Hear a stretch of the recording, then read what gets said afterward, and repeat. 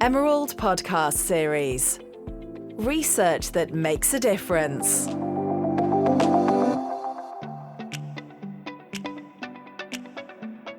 Hi, my name is Daniel Ridge and I'm a commissioning editor at Emerald Publishing.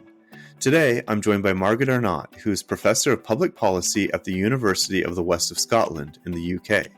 Professor Arnott's research interests and expertise include politics of public policy, constitutional politics, territorial politics, and governance. From 2016 to 2020, Professor Arnott served as a House of Commons academic fellow on UK territorial governance and the working of devolution. One of the emergent findings of this research was that interparliamentary relations in the devolved UK was a neglected area of academic study. She also participated in another research project commissioned by the Institute of Welsh Affairs, the IWA, in 2019 on interparliamentary relations in the devolved UK between 1998 and 2020. For the IWA research project, interparliamentary relations is understood to mean the relationships and interactions between UK legislatures, that is, the House of Parliament in Westminster, the Scottish Parliament, the Welsh Parliament, formerly the National Assembly of Wales, and the Northern Ireland Assembly. Professor Arnott is the author of the recent book published by Emerald Publishing titled Interparliamentary Relations and the Future of Devolution in the UK, 1998 to 2018, Unraveling Threads. This book is largely based on empirical research drawn from two research projects by Professor Arnott on territorial governance in the devolved UK. The devolved legislature in the UK are still relatively young political institutions. The premise of the book is that the relationships and interactions between any and all UK legislatures have not been static since 1998. Today, we're going to be discussing the UK parliamentary system and specifically devolution and interparliamentary relations. It's a fascinating time to study politics of political institutions and devolution, and that ties into the governance of the United Kingdom. I suppose the starting point is that United Kingdom is a multinational state. That's 4 nations comprise the United Kingdom, and each of those nations have different governing arrangements. We've got the UK Parliament, and alongside that, we've got 3 legislators in other devolved nations of the UK. One in Scotland, Northern Ireland, and also Wales. And each of these legislators have different roles, powers, and functions. But the key thing is that devolution in the UK retains the supremacy of the UK Parliament. So if you want, it's still seen to be the top of the hierarchy of political institutions in the UK. But practical politics presents a different situation where there's issues about legitimacy, accountability, and also electoral divergence within the UK and between each of the national territories of the UK also. So it's a fascinating area to look at. It's in a state of flux just now. I would say we could perhaps talk about that as we go on, particularly to do with the insights of the officials and others on their take on the role of political institutions and legislators in the UK. Now, why did you begin in 1998 and you go through 2018? What do these dates represent for you? 1998 is the start of the new phase of devolution in the UK. And what it means is that many powers to make laws and delivering public services have been transferred to national level legislators in Scotland, Wales, and Northern Ireland. But it's more complex than that because each nation, each legislator in different parts of the UK have different types and levels of decentralisation and power. So what you have is a constitutional muddle politically. It's very complex And it comes from not having a written constitution at the UK level. So there's no clear separation of powers between the UK Parliament, which is supreme, and the devolved, decentralised legislators in each of the national territories of the UK. The added complication is that there's much less decentralisation within England as a nation. There's some examples of it in some city regions in England and also in London. But that is a different type of devolution. So you can't use the same description to set out the powers of each of the 4 legislators in the UK because they all are different. So that's a constitutional model. And there's no neat and tidy answer as well to thinking about how the relationships between the parliaments and between the political parties work out in this, what was a highly contested period, particularly from 2016. So the devolution that was introduced in 1998 to each of the nations, Scotland, Wales, and Northern Ireland, had different historical roots. And that shaped the nature of decentralisation to each of those national territories. But having said that, the UK Parliament in Westminster and also Whitehall is still got supremacy. But what does that mean in legal terms, in political terms, electoral terms? You can see it all becoming very contested and different interpretations and different kind of views on basically the relationships between each of the nations of the UK. Now, it was the first 20 years of devolution, and there was particular political moments, constitutional moments, and one which basically did lead to a lot of kind of highly contested debates was the UK membership of the European Union and the referendum that was held in 2016 across the UK on whether membership of the European Union for the UK would be retained. So there was a lot of kind of constitutional tussles and political fallout from that, and we're still seeing the effect of that today. So it's the first 20 years of really devolution, and its history matters, and to explain what devolution actually means, because it's a term that's used in different ways to different relationships of each of the nations of the UK. Right. And then the other focus is interparliamentary relations in your book. And so I'm wondering what that looks like and what you mean by that. Yeah. I mean, that's a very kind of, it's an area of research which is only kind of just emerging just now. And that's a consequence of the first 20 years of the devolved arrangements in the UK since 1998. We were a member of the European Union.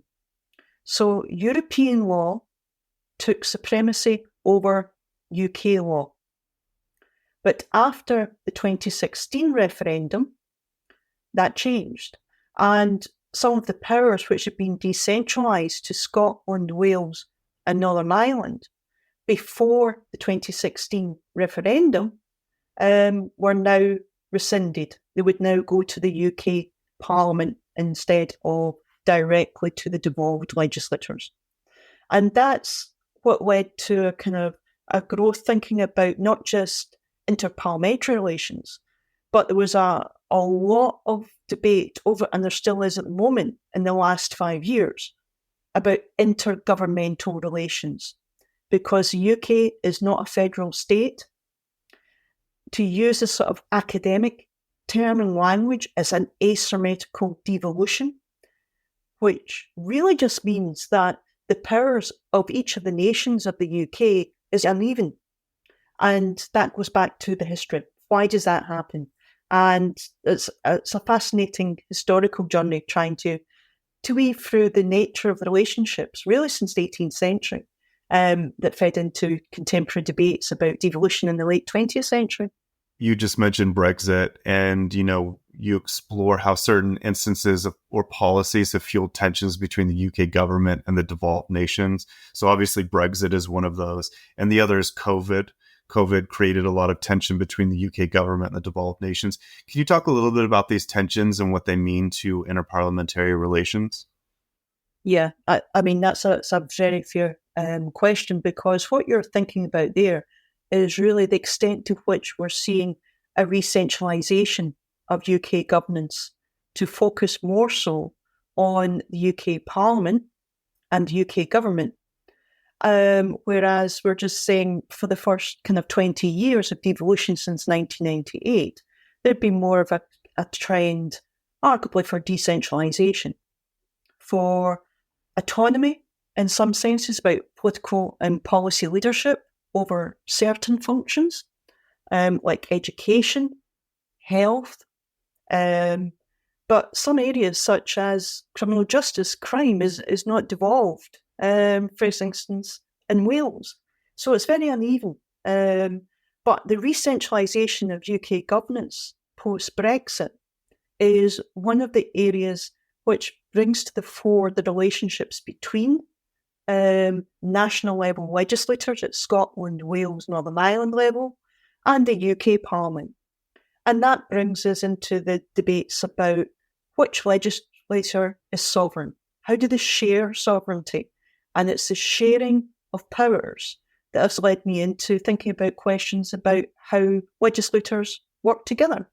How do they exchange knowledge, expertise, whether it's over the COVID pandemic, whether it's over kind of societal challenges, but there's questions about how they link together and what are the mechanics of making that happen as well. So one of the most important and interesting aspects of your book is your inclusion of expert interviews. So you were able to speak to different people at different levels in government, coming at it from different angles. So I was wondering what you could tell us about what these interviews revealed to you and what they say about the bigger picture of interparliamentary relations. One of the things that emerged quite soon after kind of speaking to key politicians and officials is the gap in knowledge and expertise on interparliamentary relations in the devolved UK. Now, from the kind of interviews, if you're looking for kind of a headline kind of interpretation of the findings, I would say it comes down to political culture. So you can set up the mechanics almost of whether it's a committee, basically try to set up the links between the legislators. But if you do not share some common tenets of political culture, you're coming at it from a different angle, different perspective, whether you want to be, for instance, a member of the European Union, whether you want to be a member of UN Convention of Human Rights, or all of that chimes into debates about the political culture. And until that has been tackled in each of the legislators to think about the cross-working, then there will be kind of, not resistance, but it won't be on the political agenda. They won't kind of be motivated to think, well, what do we do next to help the workings across the UK between legislators to do with shared powers, to do with the interdependency of each of the national territories in the UK. And the expert kind of stakeholder interviews explored the ways in which, it's called the kind of scale of acceptability. And by that, I really mean the political culture. So you have to want to kind of go into negotiations, go into discussions about the practicalities and the transparency of working together as legislators. One of the other interesting areas was that of knowledge exchange, as I've mentioned earlier on, because during the Brexit process, which would have been the 2017 to kind of 19 UK Parliament. Got two chambers. Got the House of Commons. We've got the House of Lords, which is an elected chamber. But the House of Lords set up an informal Brexit working group, which included the component parts of the UK. Now, the key thing about that was it was informal. There was kind of communiques, statements after the meetings, but it was informal working groups. And that's a different kind of nature, thinking about, it's not a federal system, and still it kind of dependent on getting the political will of each of the chambers of the legislators in the UK to contribute and to take part in ongoing discussions. And the interviews also kind of found that there was more reluctance from some of the House of Commons officials and politicians to engage in interparliamentary working with the Scottish Parliament, the Welsh Assembly, now Welsh Parliament, and Northern Ireland Assembly was suspended during this period. So there was also a period of, if you want, how does Northern Ireland input into this democratic process when the Assembly is suspended? And it's basically the officials that are overseeing a lot, with also the Northern Ireland Secretary of State in London. You talked about political culture within this system. I'm also wondering about regional and national culture. You talked about the asymmetrical relationship. And then I'm also just wondering about just the historical asymmetrical relationship between these different nations and how that plays into these relationships with the UK parliamentary system and within the interparliamentary systems. Yeah, I can think of one kind of really good illustration of showing that the different histories, the different trajectories of the nature of the relationships within the UK between each of the component parts, whether it's Northern Ireland, whether it's Scotland, Wales, England, and the UK Parliament. You're kind of thinking about the legal systems, and that obviously affects legislation directly. So there's three separate legal systems in the UK. There's the English and Welsh legal system, there's the Scottish legal system, and then there's Northern Ireland as well. So you have to kind of weave your way through the legalities of introducing legislation in a different legal context. And you can see that basically the history of, for instance, Wales and relationship with England is a different type of constitutional union. It goes way before the joining of Scotland in 1707 in England, or in fact Northern Ireland with the 1920 Government of Ireland Act. So the criminal justice system is intertwined with the English system for that reason in Wales, whereas Scotland, it's very different. Yeah, it's a distinct legal system, or a distinct criminal justice system. And that presents interesting kind of challenges for trying to think about decentralisation and public policy at a time when you're arguing, well, has Brexit raised questions about decentralisation of powers, region lines in the UK? And that's the kind of debate that's being fed into also the historical narrative of where we are just now. You're seeing it with each kind of, we've got a UK general election as well this year. And that'll be carried out differently in different territories of the UK. And they'll tie into different arguments about the relationships with the UK Parliament and the different electoral systems as well ties into that. So it's not just the legal system, it's different across the UK. We've got different forms of electoral systems. For the Scottish Parliament elections, uses proportional representation, additional member system, as does the Welsh Assembly. Okay, Northern Ireland uses the Devolution system, another PR, proportional representation. The UK general elections uses first past the post. Okay, So it's not a proportionate electoral system.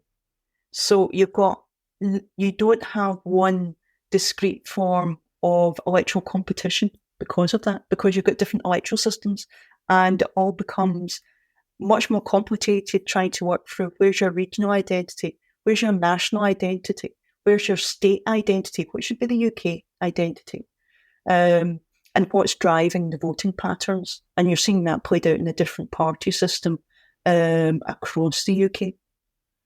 Well, I'm wondering what this means to average citizens. So a Welsh person or, a Scottish person, are they able to fully grasp this system? I mean, it seems very complicated, and the way the voting works.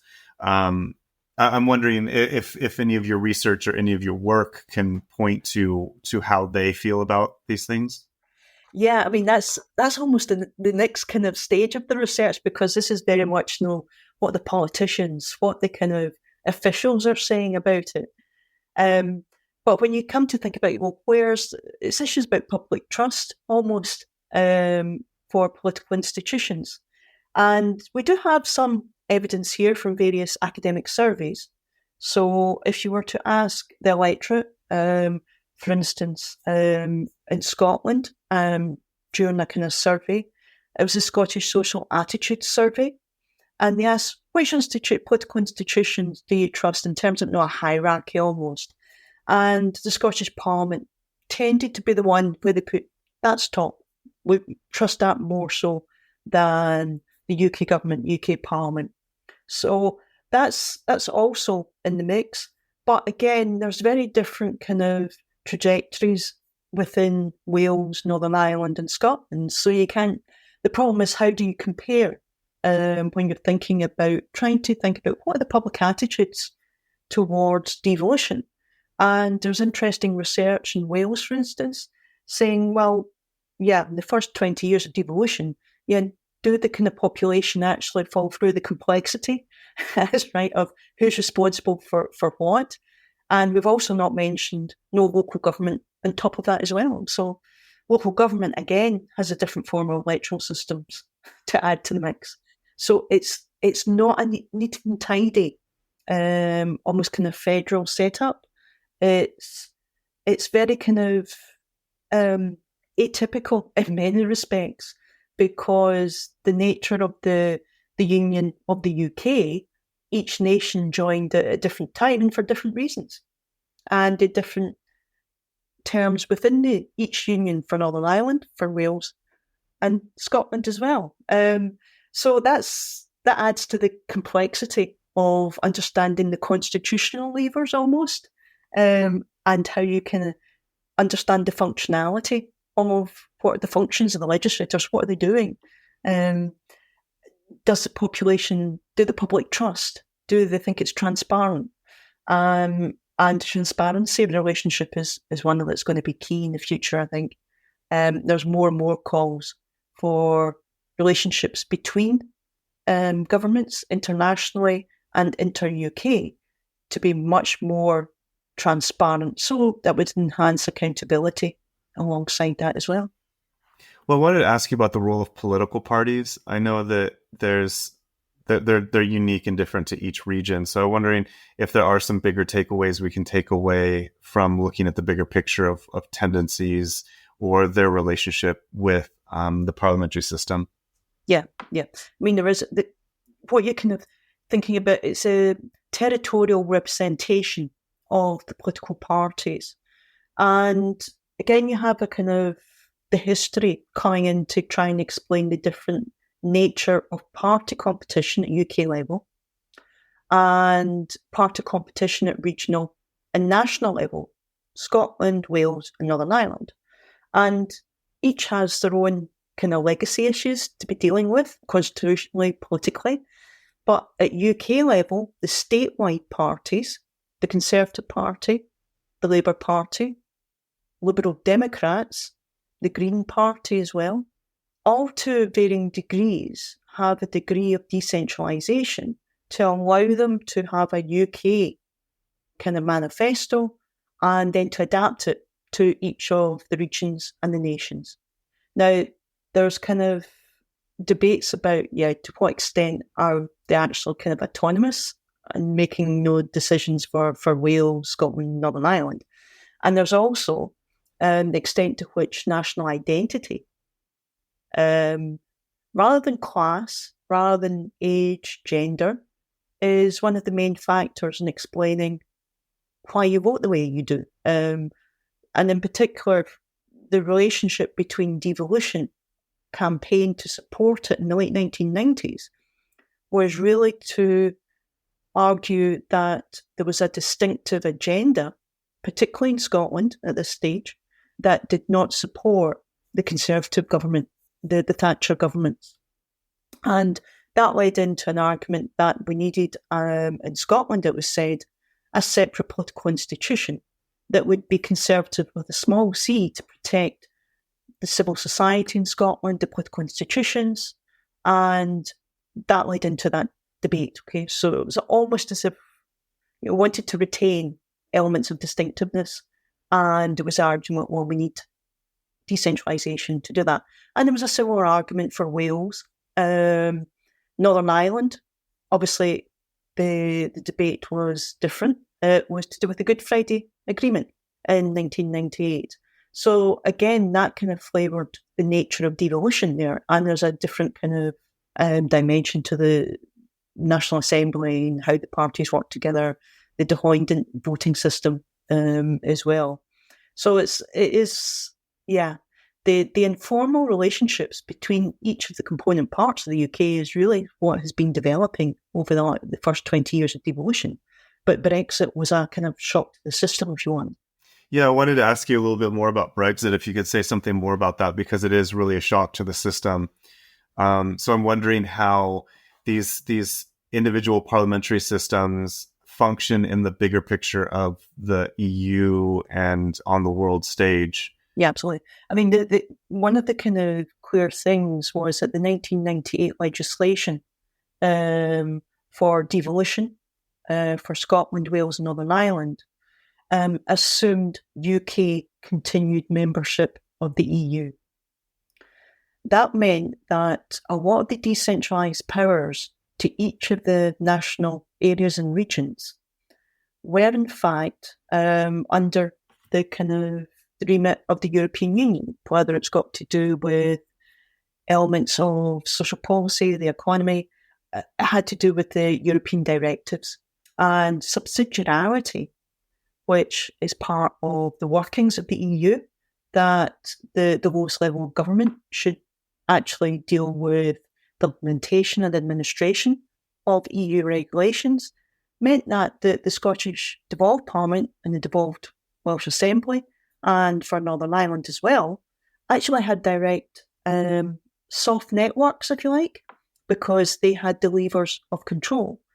What Brexit did was, if you like, it removed those, because if you remove membership of the EU and you say that we're not going to align to any of the EU directives, then we need to ask a question, well, what's going to hold the UK together? Because under the 1998 legislation for devolution, membership of the EU held the component parts of the UK together because it allowed flexibility, subsidiarity in that way. But that changed as we worked through the implications of the UK referendum on EU membership in 2016, because Northern Ireland, Scotland, both of these areas voted to retain membership of the EU, and Wales and England did not. Now, situations changed a lot since 2016, but it gives you a flavour of kind of the arguments that do the different nations need a special arrangements post-EU membership. And Northern Ireland obviously has that because of the Good Friday Agreement, because of the different nature of constitutional power there and relationships with the UK government. It's what was complex before has become even more, it's kind of moved up a level almost. Yeah, well, I see how, that these tensions arise, and I'm wondering about actual dysfunction in the government. If there comes a point where there's just a crunch where things are not working. I'm thinking here particularly of the 2015 law known as EVIL, the English Votes for English Laws. Was there, if you could say something a little bit about that? Yeah, yeah. Here the political culture comes in to beginning to kind of use it as an illustration of, I suppose, a different tenor of the debates across the political parties and between the devolved administrations and the UK government. So in 2014, there was a referendum in Scotland, a referendum on whether Scotland should remain in the UK or should leave the UK. And the vote in 2014 resulted in decision, well, we're retaining membership with the UK. The day after the referendum, which was in September 2014, David Cameron, the UK Prime Minister, gave a speech outside Downing Street where he argued that after the vote yesterday, that the debate on devolution and the need for further decentralisation had moved more so to the English context. And that raised questions. He said, well, England does not have a devolved legislature for the whole of England, so the laws and the scrutiny of legal kind of drivers goes through the Westminster Parliament, whereas the Scotland, the Welsh, Northern Ireland MPs can input into English laws, but the English MPs, can they input into the Scottish devolved laws, the Welsh devolved laws, Northern Ireland? So English votes for English laws was seen to be a response, a political response to, we need to address some of the issues about governance in England, by David Cameron, the UK Prime Minister at that stage. Now, what they ended up with was a highly complex forms of statutes, procedures to try and work through what evil actually meant in the workings of the UK Parliament. And there was a role for the Speaker of the Commons to decide whether a law applied only to England, didn't kind of extend to Scotland, Wales, Northern Ireland. And in that case, they would kind of ensure that the Scottish MPs, Welsh MPs, Northern Ireland MPs would not be able to kind of vote on that. But it became highly complex because of what we're saying earlier on about the interdependency of devolved powers, what were retained or reserved powers at UK level. The spillover between the two happens more often than not. There's something, very few issues are discreetly just related to one territory, whether it's whichever one in the UK. And that kind of meant to, basically, evil has been dropped. It exists no more. And because of the workability of it, it wasn't working out on the procedures of the Parliament. So I view your book as sort of a foundational text into interparliamentary studies. You give a really great overview. You go into expert interviews to paint a picture of the current state and then also the historical context of it. But I'm wondering if going forward, what sort of gaps you see in the study of interparliamentary relations and where you see future research going. Yeah. I think that what you're going to find is that because we're approaching a UK general election, there had been some debates about whether we'd see further reform to the House of Lords, and the House of Lords might be reformed to take on board more the kind of mechanics of devolution. So it could be a kind of second chamber to do scrutiny of laws, but it would have more voices from the component parts of the UK, whereas obviously there's a debate about the membership of the House of Lords unelected. Now, whether or not that will happen in the future, with assuming As the opinion polls say, it's unlikely we're going to see a Conservative party being re-elected, but you never know. But assuming it's not, then you would assume that there will be a kind of some sort of debate about can interparliamentary relations be incorporated into wider constitutional reform agendas to do with the House of Lords, to do with, I suppose, the mechanics of also the political cultures of each of the nations. And also what we should have kind of mentioned, in Scotland we've got, the SNP, the Scottish National Party, which is pro-independence.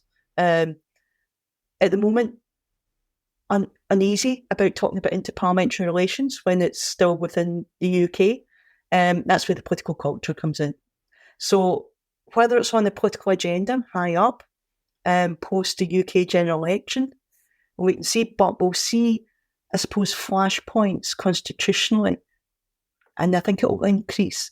We're seeing that some of it already has happened to do with the UN Convention of Human Rights, to do with other areas of kind of civil service involvement and policies for independence for nations and regions within the UK.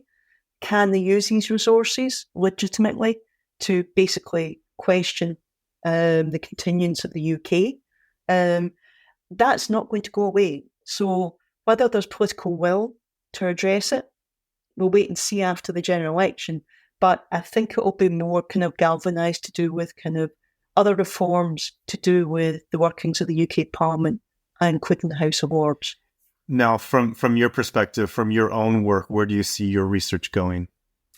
I think work on the kind of the political culture of the legislators. And I think that ties into issues of trust, legitimacy and accountability. And what I would like is kind of developing comparative work, because what we don't have is a neat and tidy kind of comparison for the UK, as we said, because it's so atypical. But when we begin to think about relations between legislators, then we can think of other forums in European, also with other kind of nations within federal systems as well, thinking about how does the practicalities go. And then we can actually feed into debates about how devolution might develop within reforming UK governance. Is it still going to re-centralise? Is it going to seek to devolve more powers? And that's going to be one of the important areas that's going to be very current towards the end of this year, the start of next year, when we come out of the UK general election, because then we're in the run up to the devolved elections in 2026 in Scotland and Wales, thinking about, how are we going to tackle reform to the devolved legislators.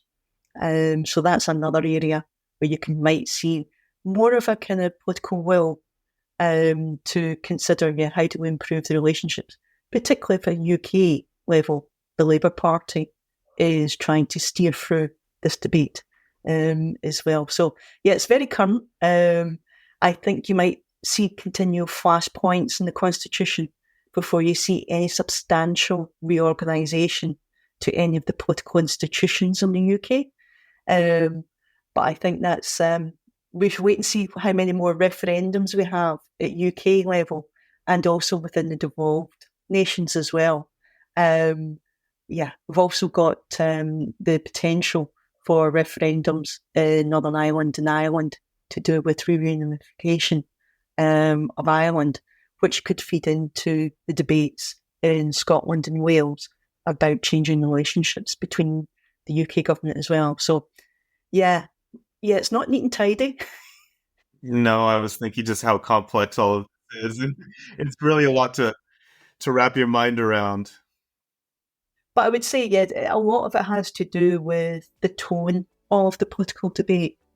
And the other interesting thing is that because there's no separation of powers, what role does the judiciary, the courts have when you've got unwritten statutes about how different parts of the UK can kind of liaise and work together? And that comes to the point of what does parliamentary sovereignty mean? And how do people view it? Ties into trust as well, in terms of political leadership.